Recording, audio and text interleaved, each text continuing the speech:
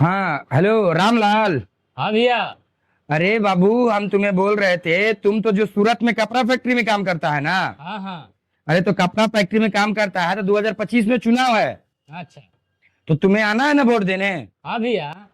तो किसको वोट कर रहे हो? अब कैसे बताए, आप ही बताइए ना भैया। अरे यार, जब तुमको पता है कि बताओ, पार्टी तो बहुत सारा है लेकिन हम लोग तो इस बार जो है, हम लोग कार्यकर्ता थे, पहले थे दूसरा पार्टी में, पता नहीं होगा। हाँ हाँ। तो अभी हम जो है ना, हम जनसुराज ज्वाइन कर लिए हैं। अच्छा। आज जनसुराज के बारे में पता है? प्रशांत किशोर जी के बारे में तुम्हें पता है कि नहीं? देखा ही होगा वीडियो वीडियो। हाँ हाँ, देखे हैं भैया।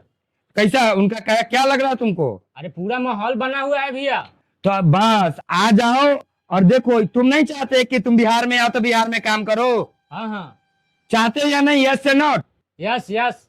तो यदि तुम चाहते हो कि बिहार में तुम्हें नौकरी मिले, बिहार में रोजगार मिले, तो तुम्हें क्या करना होगा? वोट देना होगा किसको जनसुराज वोट को। देना होगा?